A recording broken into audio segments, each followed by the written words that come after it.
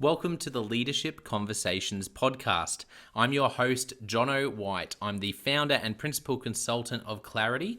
We are an Australian-based consultancy that works with leaders around the world, and our passion is to invest in people to become everything they're meant to be in order to fill the world with healthy organizations that people love to work for and customers line up to buy from. The goal of this podcast is to invest in you and your leadership. If you're just joining us for the first time, then feel free to check out consultclarity.org. That's our website, consultclarity.org. We have so many free resources on there, the most popular being our 7 Questions on Leadership series. We've had more than 1,500 leaders from around the world in all different sectors give their in-depth answers on leadership, what books they love, what they found most challenging, the most meaningful stories, how they structure their time through the day. That's free, so go and check it out. And we'd love to interview you about your leadership. I believe you have advice from your experience, your context, and your life so far that is important and can help other leaders. It's also a great way to give back. It's free to get involved, and you can do so by going to consultclarity.org/7-questions-interest, or just Google consultclarity.org 7 questions interest and fill out the form that pops up. We have a free resource for you on our website. It's called Leadership Survival Guide. It's a 57-page ebook. It has interviews with 10 world-class leaders, and you can go to consultclarity.org. It's right at the top, and get that today. We also have a daily email that we send out to over 15,000 leaders, and that email contains the highlights, our best content from our podcasts, our blog, my book, the books that we're loving that are out there about leadership. It's also the best way to get access to our masterclasses and workshops before anyone else. And there's also exclusive and limited special options just for subscribers. And you can subscribe by going to consultclarity.org/subscribe.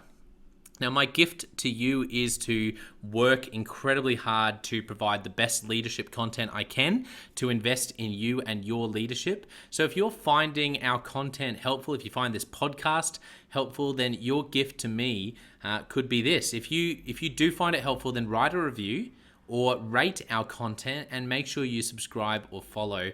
I can't emphasize enough how helpful that is. It really does help us to get the word out there so we can invest in more leaders to become everything they're meant to be. It also means a lot to me personally when people like you and people in our community share our content on social media. So if you do that, then please do look for me, Jonno White, to tag me, and look to tag Clarity on whatever platform you're on. And our team, including me, I'm always looking to see when people have mentioned us so that I can engage with you. And also we look at sharing content. So if you write something about something we've done, there's also a good chance we'll share that with our followers. So if you could do that, that is a massive, massive help as we try to invest in as many leaders as we can around the world. Last of all, you can check out my book about how to deal with difficult people even if you hate conflict. It's called Step Up or Step Out. It's available on Amazon. You can just look up Step Up or Step Out Jonno White, or you can go to store.consultclarity.org/book and check it out there. I have coached leader after leader after leader, and in more than 50% of the sessions, this topic comes up. How do I deal with this person? I'm finding it really difficult, and I just want to find a way that doesn't blow up, to just to have a difficult conversation, to lead them better. How do I do that? There's a 3-step process that I outline in this book that I believe can help you. Okay, let's get into today's episode of the Leadership Conversations podcast. Enjoy.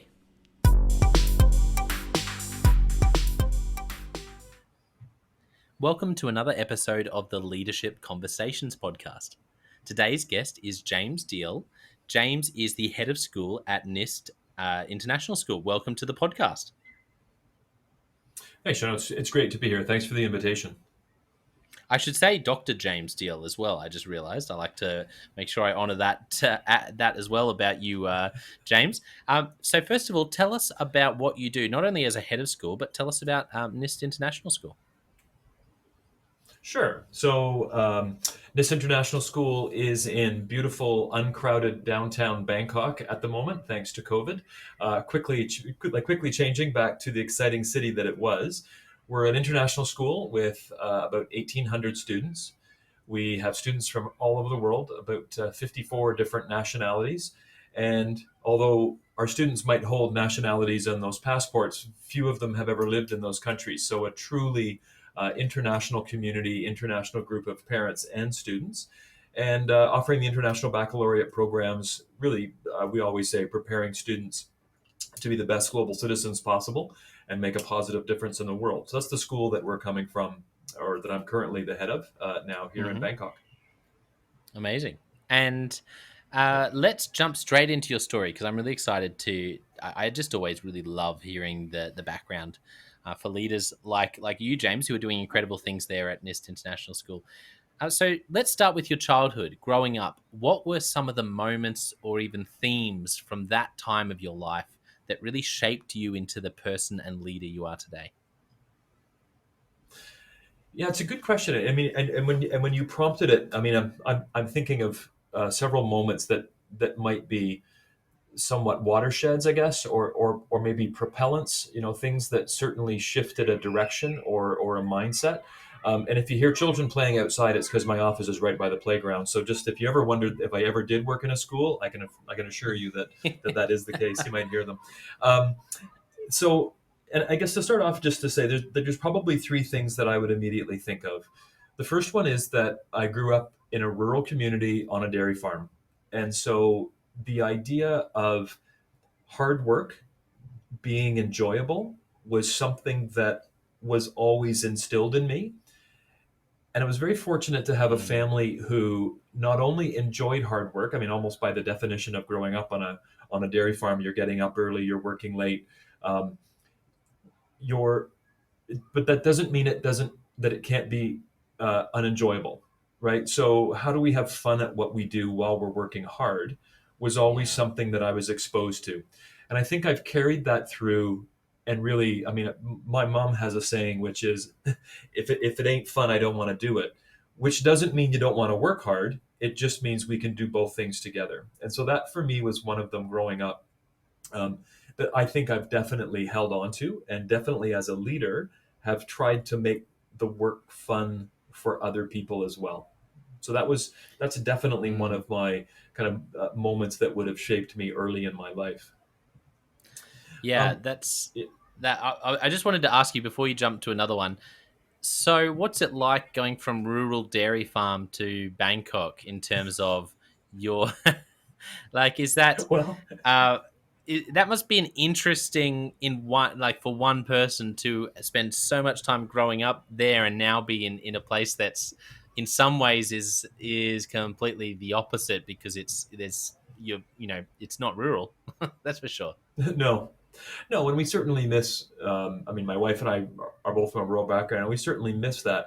But I think if we consider the episodes in our lives and those experiences almost as learning a language, learning the culture, um, you can learn multiple cultures, right? We can live and we can value multiple connections with different cultures Yeah. and different, if you want to express them as languages.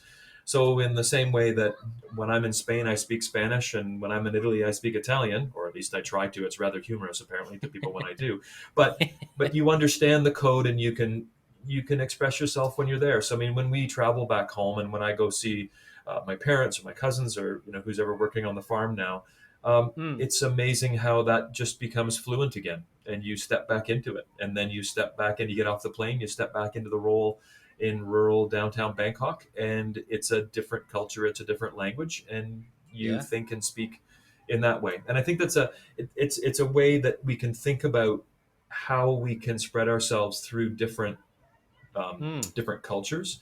And if we think of it like a language, then really it's endless and it's boundless. We can learn different languages, and we can appreciate that others will speak and know different languages and different cultures from us as well. I've never heard it put like that, and I just love that framework to compare being part of different cultures to being like learning different languages. That's just it is a Hmm. wonderful perspective. So thank you for sharing that. You were going to share another moment from growing up, I think, before I jumped in with that question. No, no, it's just, I mean, I guess part of the story arc, Yeah. thinking about all those things along the way, certainly the ones that I'm conscious of would Mm. be not being an overly motivated student. I enjoyed school in the sense that there were people there, and I could go and meet my friends and do things. I wasn't necessarily overly motivated by academics, although I was always interested in learning. Never expected to go to university, so kind of reluctantly made it to the end of what in North America would have been high school, and fully expected to just spend time on the farm. And my mother, whose wisdom has helped me throughout, actually said, listen, if you're going to spend the rest of your life driving a tractor, why don't you take a couple of months and go and do a bit of traveling and maybe do something different. So one of the things I was interested in at the time, and we had a family connection with, was the Outward Bound in Eskdale, up in like in England, in northern England. So I went, uh, got involved for a while, loved outdoor education, completely different genre. I mean, still outside, still active, really enjoyed myself. But it makes me think of Jim Collins always talks in Good to Great about the who luck question. Who did you happen to meet in your life that, Mm. having met them, maybe changed the direction? And so I met a guy named John Heimseth. He was a lawyer from New Zealand doing the classic kind of traveling overseas, working, traveling, playing. We just by sheer accident bumped into each other at Outward Bound in like in Eskdale, and we kind of connected. Really good guy, and we were out on a hike at some point in time, and he said, "Oh, what are you thinking about for after Outward Bound?" I said, "Oh, I'll go back to the farm and I'll keep." And he said, "Oh, that's funny." He said, "I would have expected you were going to go to university. You like reading, you like learning things. Why wouldn't you go?" And I said, "Well, it's never really been on the trajectory. That wasn't on the to-do list." And I said, and my marks aren't very good, and I don't know if I would get in. He said, "Oh, those are just excuses. I mean, really, why don't you just go and try? What's the difference? If you don't get in, then you keep doing what you planned, and if you did, another door opens." Anyway, so he kind of convinced me that that might be a door, which I pursued. So that was something that I went back. I ended up applying to and getting into York University in Toronto, which happened to have a mature student program that allowed people that maybe had made some poor choices earlier on to have a second chance, which I'm thankful for, and ended up getting into York University and really enjoying the school and enjoying the experience as well. So that was kind of in terms of the who luck question. You know, John was definitely one of those people that I bumped into at exactly the right time and exactly the right situation that gave me advice that really reshaped the direction in terms of what I could do and decided to do.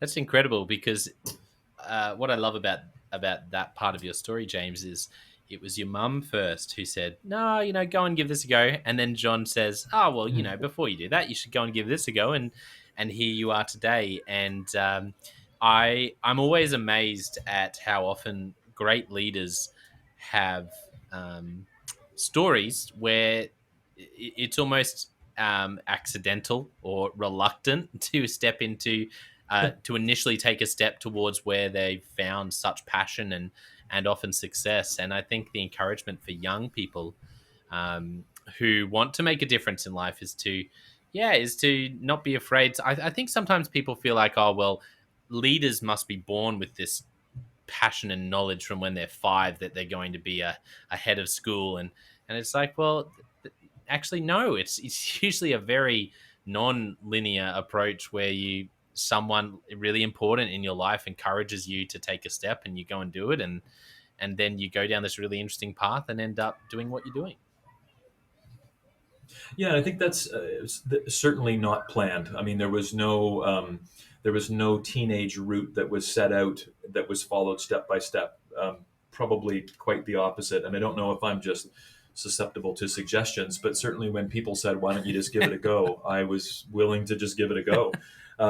Yeah, and that I would say that that breadth of experiences is really has proven to be so valuable later in Yeah. life. So, I mean, I was lucky enough, went to university, at another friend's suggestion, I walked on to the varsity volleyball team in my first year and was part of that varsity volleyball, then experience going through university. I played rugby for the university team as well, because why not? I'll just walk on and try, and that worked out well. Um, and then just a matter of, I've always had jobs. I was working in construction. I became a licensed welder. I worked as a carpenter for a while. Always had a part-time job in university. I worked in the ice rink, like in the ice hockey rink, driving a Zamboni. And again, things kind of fit together. Where the Zamboni, for anybody in Australia, is the big machine that cleans the ice and makes it new. Okay. Not a common term in all over the world. It's that kind of, oh, we need someone who can drive a big piece of machinery. Oh, how about the kid that grew up on the farm? Sure, why not? I'll do it. And then, so it's just kind of this tripping toward opportunity Yeah. and being open to it, and knowing that this is a phase before it became a popular phase, right? So, Yeah. I had a pretty good hunch I wasn't going to drive a Zamboni for the rest of my life. Maybe, but why not do it for a while, learn from what I could do. Same thing with being a welder, same thing with, playing volleyball, but with playing rugby. Certainly playing sport was a strong element of my background in terms of that team. And I know this is probably something, no doubt, and certainly, from listening to your podcast, uh, the links with sports and teams, there usually is a common theme there as well. And so I think that all kind of starts to fit together. But as you're suggesting too, Jonno, with no master plan, I mean, there was no I know exactly what I want to do and I know how to get there. It was, I don't have a clue what I want to do, but I want to make a difference, and I want to have fun doing it, and I want to feel like I have a purpose. So we'll just work toward those directions that tend to lend themselves to those types of occupations, really.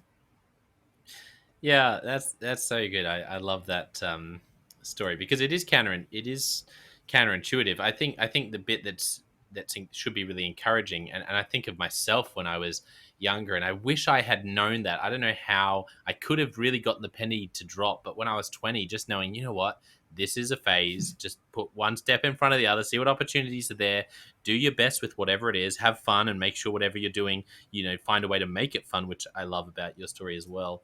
And know that this is just a phase, but it'll lead to other doors opening. And uh, I want to ask you about your mum. She sounds like a remarkable woman. She's come up a couple of times already, and you said in passing that she's had really been a source of wisdom for you multiple times. A lot through your life. Are there any stories of your mum and how she handled particular situations, dealt with people, and like any other quotes from your mum? She just sounds like a remarkable woman. Sure. I thought I'd see if any stories pop into your head from your mum. That's right. Yeah, probably worthy of her own podcast, like ahead of me. A few stories. My mom, a bit of a character. She loved to play the piano, and I would have my rugby mates over to our house. So it was just my mom and I living together. And my dad wasn't on the scene, so I'd have my rugby guys over. And when my mom got sick of the noise, she'd come downstairs in her nightcoat and she'd play "God Save the Queen" on the piano, which meant "Get out of my house." So kind of that. But the takeaway was really, there was no. I mean, she would just, okay, it's time to go. But kind of, how can I do that in a way that's funny? Everybody left walking out the door laughing at my mom playing "God Save the Queen." So that was kind of always a theme too, about that mutual respect. I think, that I'm not gonna do something to embarrass you, and don't do anything to embarrass me. But we do need to figure out how we're gonna make this work, like in that relationship. Another story about my mom was, I was 16 years old, just had my driver's license, um, borrowed our car. We didn't have a lot of money, and drove. But my girlfriend and I were going out on our first driving date. I mean, in hindsight, with my own two kids that are now 16 and 14, I'm thinking, I can't believe my mom did that. But anyway, got in the car. And of course, being a 16-year-old showing off to the girlfriend, it had just rained. I backed out of the driveway, sped out, hit the gas, showing off, spun the car out, hit the curb, and cracked the axle. Drove the car back. No, didn't drive the back. Sorry, left the car there, walked back. I mean, you can imagine, right? Best date ever. Walked 100 meters back home, Told my mom what happened. The car's in the corner. I think my mom expected that the fact that we walked back that it was totaled or something. Anyway, she goes, "Well, thank goodness you're okay." She walks down the road and she drives the car back, and I've cracked the axle, so the back of the car is bouncing up and down because the axle's uneven. So this car's like lumping down the road, and my mom's laughing her head off at this car that looks like, one of those bouncing car, right? This kind of like car going up and down because the axle's totally cracked. And that was another thing too. Like, okay, fine, it's just a thing. Don't worry, Yeah. we'll fix it. You're paying for it, but I'm glad you're okay. Yeah. Now what do you want for dinner? Like it's just a thing. Don't worry. Mm. And I think that was something that I've always picked up from her as well. Yeah, that's yeah, they're both incredible stories. Um, you've already mentioned this, and it sort of links to that story as well. But the idea of that work ethic on the farm and enjoying hard work, like just because we work hard doesn't mean we can't enjoy it. What have you learned about how to instill that in a workplace, and particularly in education, where I feel like one of the big challenges that I hear from leaders all around the world in education is that people are struggling with workload, struggling with burnout.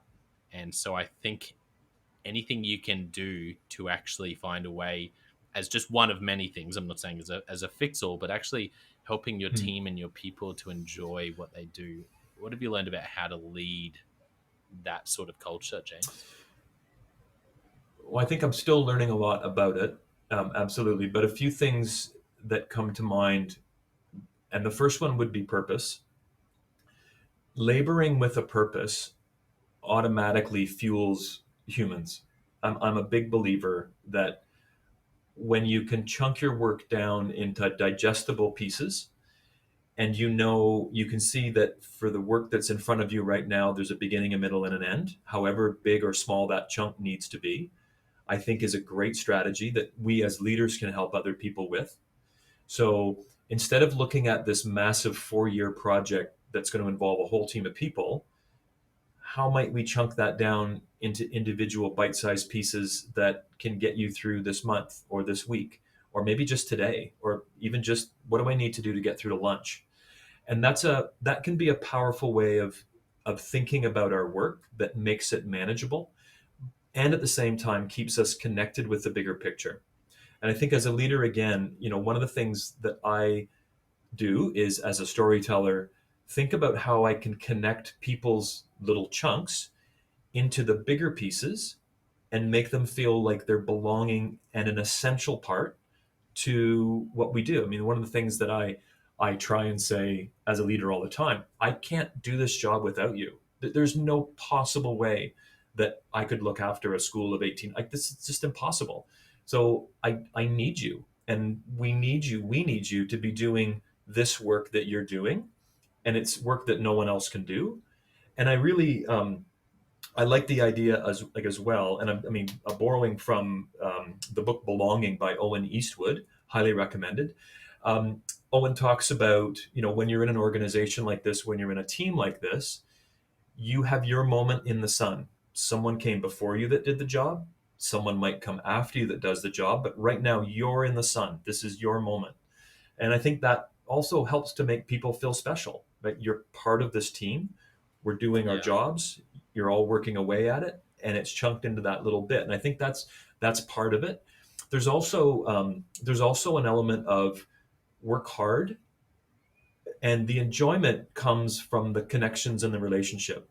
So I mean, if you've ever been a runner, or if you've ever done like a hard long workout, or certainly working on the farm, it's those, as you're working, you having those little conversations, you kind of get lost in the moment, someone tells a story, and the next thing you know, it's 3 hours later, everything just got done, and you kind of managed to get through it, right?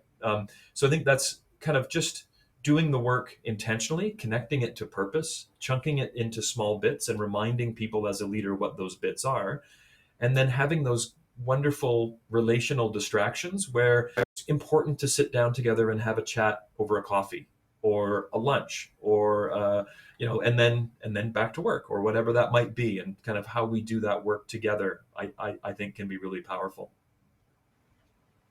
Yeah, I really appreciate some of the different things you've mentioned there around connection and yeah, belonging in relationships, and that finding ways to do the work together. I mean, just something that pops into my head. One of the things that as I reflect, that I bring up most frequently in coaching, and it's always interesting what comes up because it's often not what you might expect. But I I'll coach a lot of people who, and there'll be people who are very relational. So I know we all really need belonging in relationships, but then there are people who um, they like on all the assessments and everything, it's about those connections and relationships, and it's particularly important for them. And the number of times I chat with leaders in any form, whether they're a young leader up and coming or even an individual contributor, really, who's not, doesn't have anyone reporting to them, but is in a role where that I find out and I see from meeting them and getting to know them, you are super, super relational.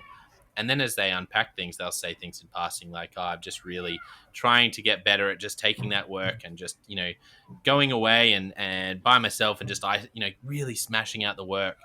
And you dig down and you go, what, why do you like, why do you Hmm. do it like that? And it's like, oh, because this person and this person that I know, that's how they do it. And they're kind of mentors to me. And so that's just an extreme example where I often find myself saying to people like that, you just need to, like, I know this sounds overly simplistic, but just do that work with people. And I think all of us, like, the more you can get the work done with people, like you said on the farm, it does sound simplistic, but that's where so much of the joy is, particularly in sport, like you said, being a big part of your life as Hmm. well. Like that's where the real joy is in sport, is the people you're doing it with. It's the people that, when you have that last minute victory against the odds, it's not the victory itself that's sweet. It's the fact that you jump into a massive huddle with all these people and you did that together. Yeah, and I think that's such an important reframing, that we play sport and there might be something called a game that's defined by the time or by a score or whatever that might be, but it's the shoulder moments outside that time that are at least as, if not more important, for the team building, for Yeah. the coming together, right? So I mean, when you think about certainly playing at sport at a high level, maybe 1% of our time is spent actually in the arena competing in the sport. 99% of the time is spent in the training and the recovering and the bus rides and the in between and the watching friends come and go. And that is as much of the buildup of character and experience and skills and knowledge as what happens in the arena. And I think that is true so much for the labor that we do, the work that we do professionally too. I mean, we can define certainly in education, if the arena is our classroom, we spend probably 2/3 of our time outside the classroom. And so recognizing and seeing that the time we spend volunteering, coaching, helping a friend, bringing someone a coffee, celebrating a birthday, I don't know, making muffins for kids, whatever that might be, um, is all part of the experience and all part of the job. And I think that's the connectedness. And chunking that up means we can also celebrate Mm. those little moments along the way. And one of the things, here's another saying from my mom. She used to say, "This is not a choice activity," meaning, really, if you want to do this well, you just need to do the work. So, just acknowledge that the way that I want to lead might not be what other people need from me at this moment in order to support them with their work. So my leadership style is not a choice activity. My leadership style is depending Mm. on what do you need from me? How do I how can I help? If you need to be relational, I can help you with that. If you need some space for isolation, I can help you with that too. If you need a reflective Mm. conversation, we can do that. And so part of that is, as a leader, developing that toolbox, developing those skills to A, acknowledge what the needs of your colleagues are, and B, being able to choose the right tool at the right time in order, like whatever that support function is, and then being able to wield that support in that way, in a skilled way, to give them maximum benefit as well. And I think those are big parts of leadership that we are always working on. Absolutely. Yeah, I love that picture of connectedness.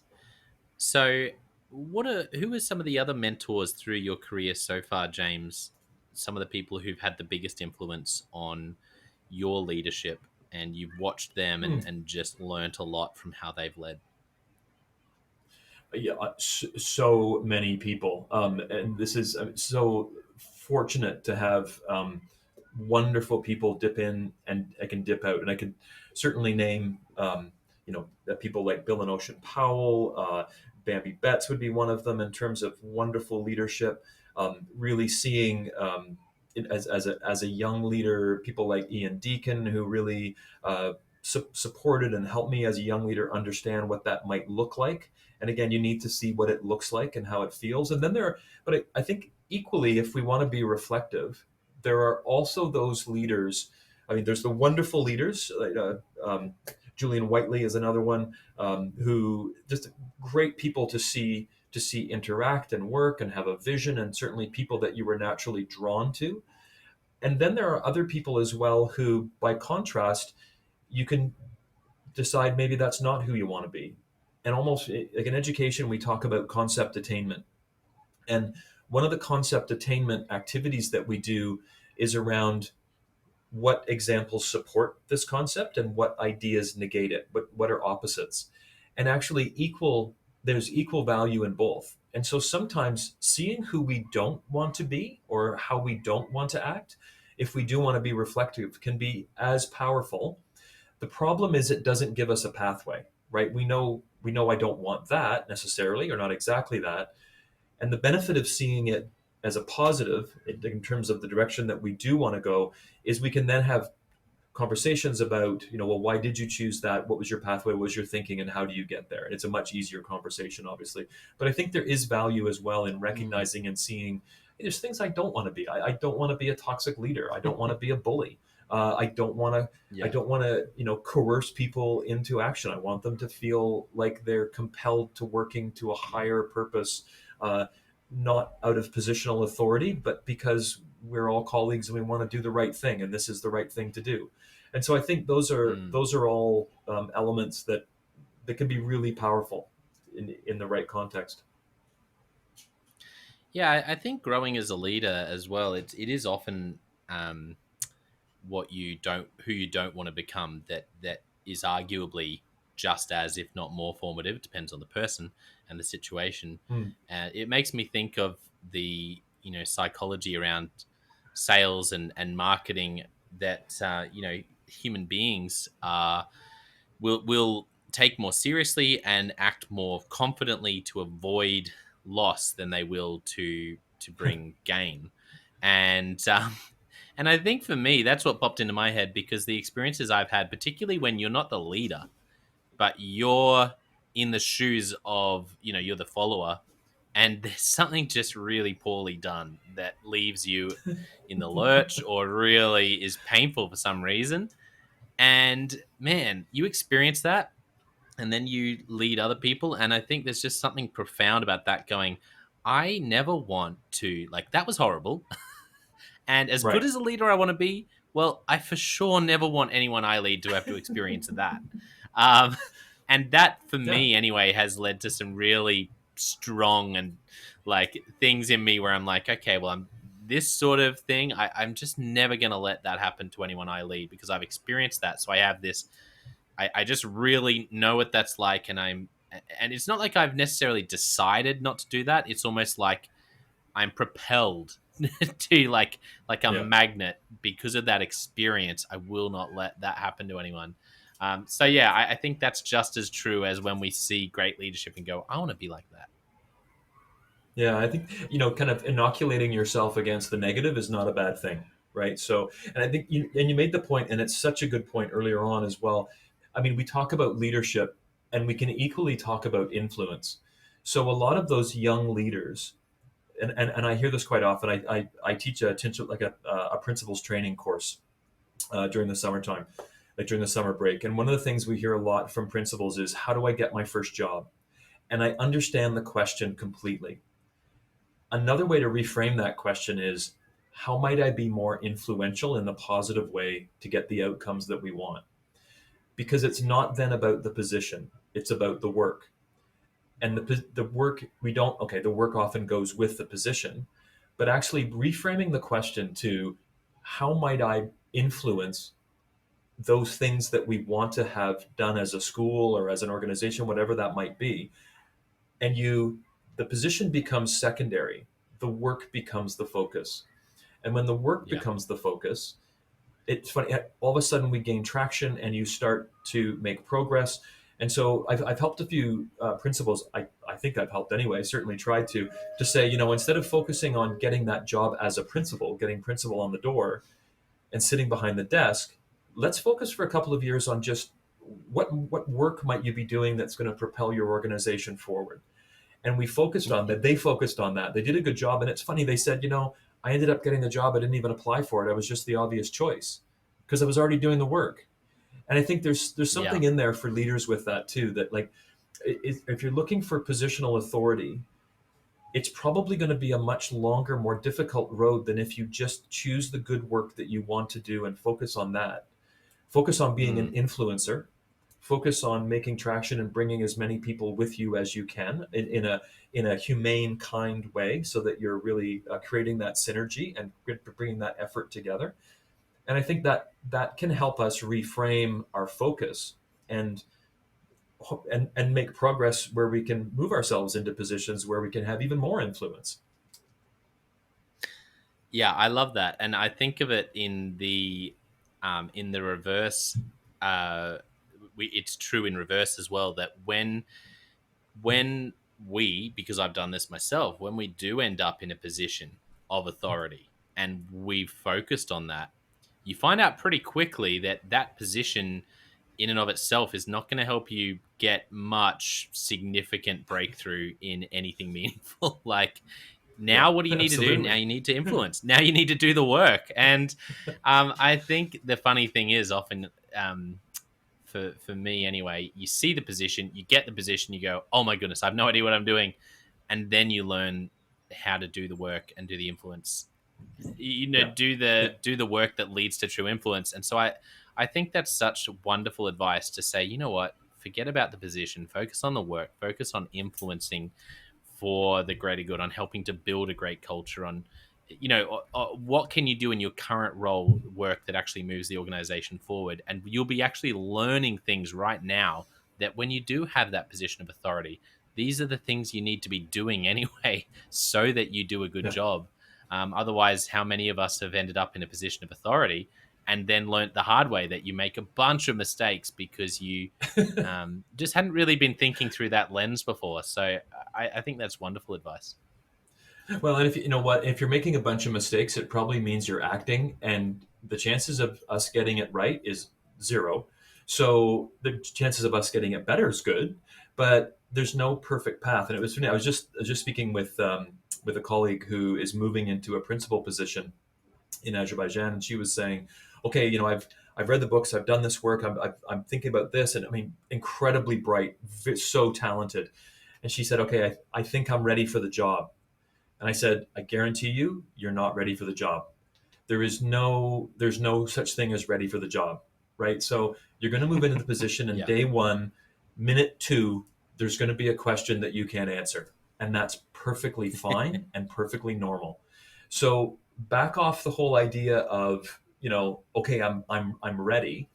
What you're ready to do is work on problems as they come into your office, across your desk, into your team, and you're there to Yeah. facilitate and support and make things better. I mean, so uh, I always say I have no confidence that I'm going to have every answer to every question.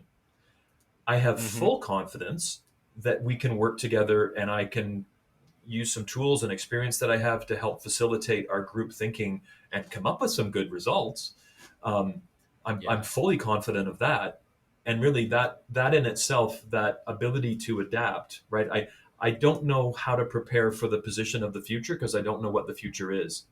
I do have the ability to prepare a series of skills and knowledge that we can pull out and work together on and come up with solutions. And I think that Hmm. future proofs you as a leader as well when you're working on those skills. Absolutely. Yeah, two of my favorite quotes that people have mentioned on the podcast, and I can't remember who said it on the podcast and who originally made up the quote, so I can't attribute it.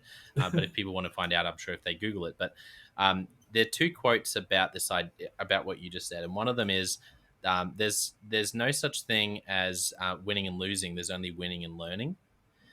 Hmm. And I love that because I was like, yeah, there's always those failure quotes, but there's just something about that that really just nails that idea of, you know what, you are going to lose, but you're not really losing, you're learning. And the other one is that the learning is in the doing, particularly for Hmm. leaders. And I just love that idea that, yeah, you know what, every leadership role you step into, anything you do in leadership and really in life, it's in the doing of it that you're going to learn the most. And so there has to be a point where you step out and you give it a go.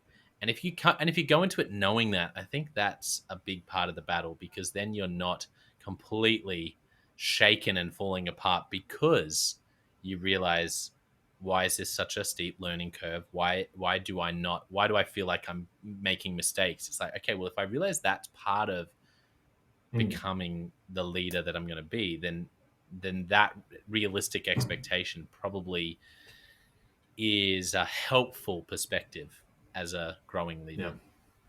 Yeah, absolutely. And I think you reminded me of, and I know that this quote is attributed to Mike Tyson, which is everybody has a plan until they get punched, right? Which is actually, I know that it's actually linked with, um, I think it's a Germanic general sometime in the past, like no battle plan survives first contact, right? And really, to Yes. use that Yeah. metaphor, that like we all have these plans that here's how things are going to work perfectly.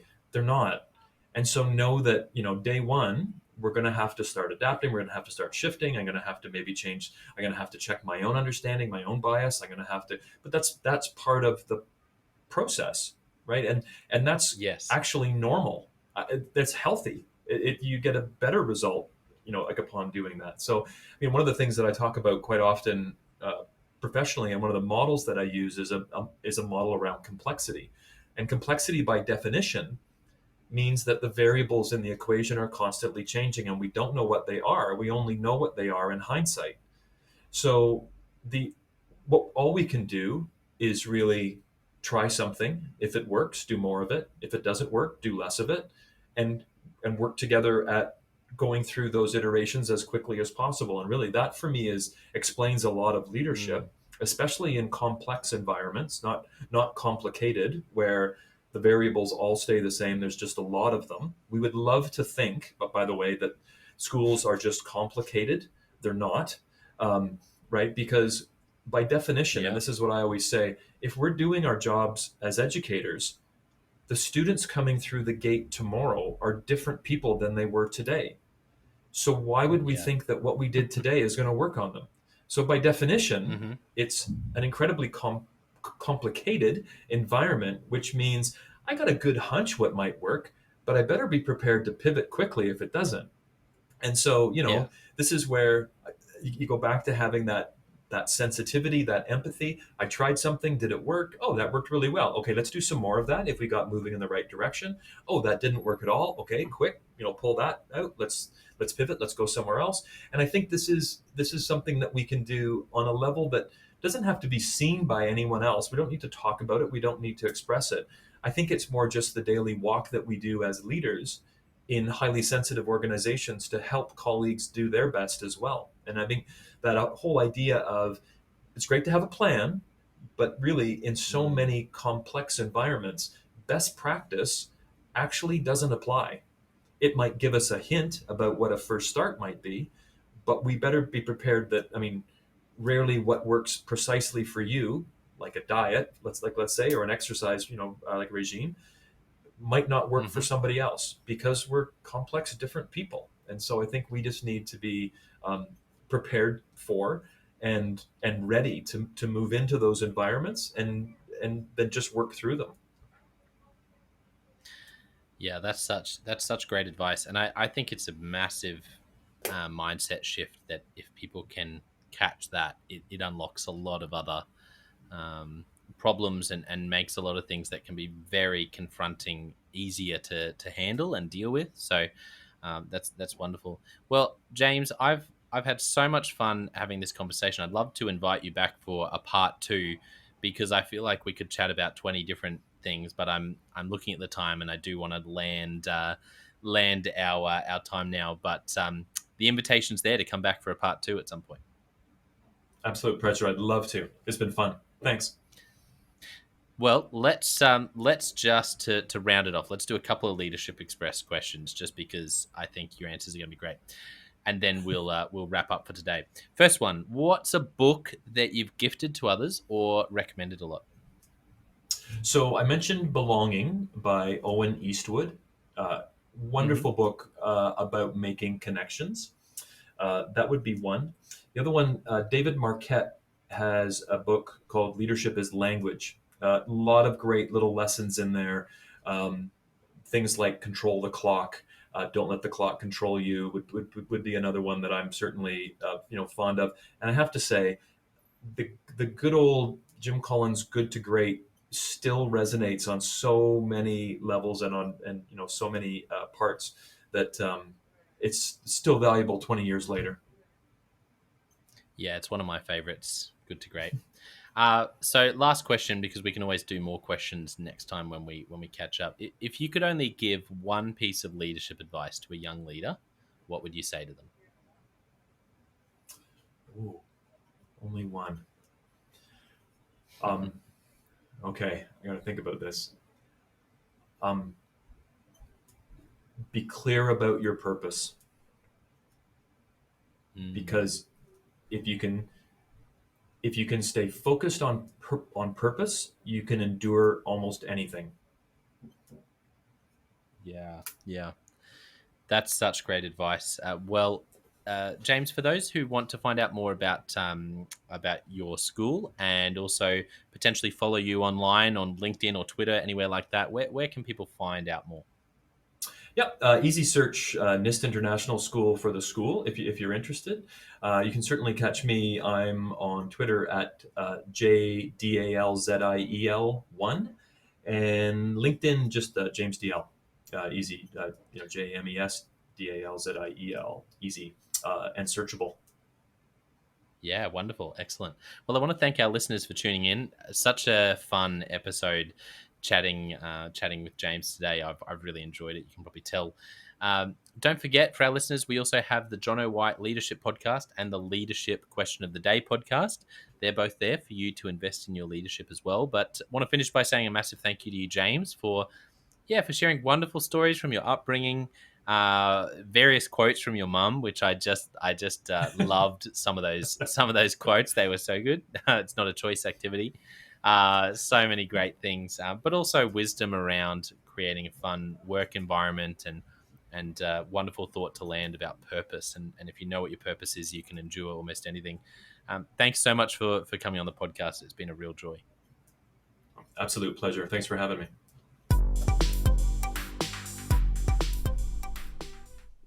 Well, I hope you enjoyed that episode of the Leadership Conversations podcast as much as I did.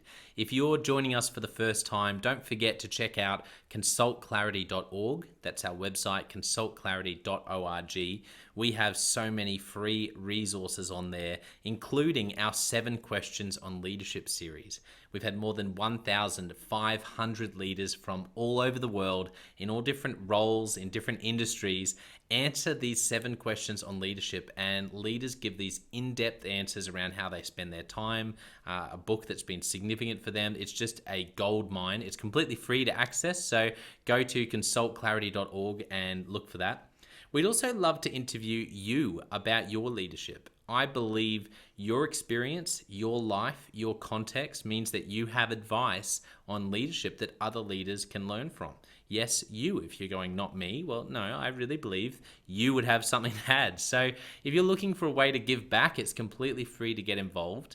And we would love to interview you through the 7 Questions on Leadership. You just go to consultclarity.org/7-questions-interest, or Google consultclarity.org 7 questions interest and fill out the form and get involved. We have a free resource on our website called the Leadership Survival Guide. It's a 57-page ebook, 10 world-class leaders giving their thoughts on leadership, and that's completely free. It's available on our homepage, consultclarity.org, right at the top, so make sure you go and get that and download it today. And we have a free daily email that you can subscribe to. We send this out to over 15,000 leaders from around the world. And it contains the highlights of content from our podcasts, our blogs, our books we're reading. It's got the best content, and it gives you exclusive, limited, early access to our masterclasses, workshops, new products, special offers. It's all for our subscribers. You can go to consultclarity.org/subscribe and join 15,000 other leaders. And my gift to you is to work really hard, particularly through the Leadership Conversations podcast. I have been blown away by the quality of the leaders, and I'm learning as much as anyone in doing these interviews. So I'm having a great time. And my gift to you is to keep lining up the best leaders I can to invest in your leadership. Your gift to me, if you're finding this helpful, there is something that you could do that would help us out massively. And that is to write a review and to leave a rating for our podcast or wherever you're watching or listening to this. I can't tell you how much that helps us out. Also, subscribe or follow. It really does make a difference in helping us to help more leaders become everything they're meant to be. Another thing that means a lot to me personally is when I see our community share our content. So if you do share this or any other piece of content on social media, then thank you, and please do that. And look for me, Jonno White, or Clarity, and tag us in your post. Our team is always looking for posts to engage with from our community, and there's also a chance that we'll share your content to go beyond and share it with our followers. Last of all, you can check out my book. It's called Step Up or Step Out: How to Deal with Difficult People Even If You Hate Conflict.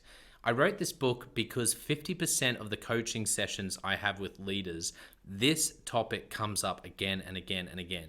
And it's this idea of, how do I have this difficult conversation? How do I lead this person better when I'm finding them difficult? Or in some cases, you look and you say, I think I might be leading a difficult person. They're just quite difficult to lead, or I'm finding them quite difficult to lead. So there's a 3-step process that I unpack in Step Up or Step Out. And the amazing thing, and I've literally done this myself, and I've heard it anecdotally from other leaders as I've coached them, is that if you follow this process, you will see that person step up and change their behavior or make a decision, which is to step out some of the time. 95% of the time, people will step up or step out in just 4 weeks. And I stand by that. It's you have to read the book to understand, but I really do believe in it, and I've experienced it firsthand. It works. So you can go to Amazon, look up Step Up or Step Out Jonno White, or store.consultclarity.org/book. Well, thank you so much for listening. We're going to be back with a new episode next time of the Leadership Conversations podcast.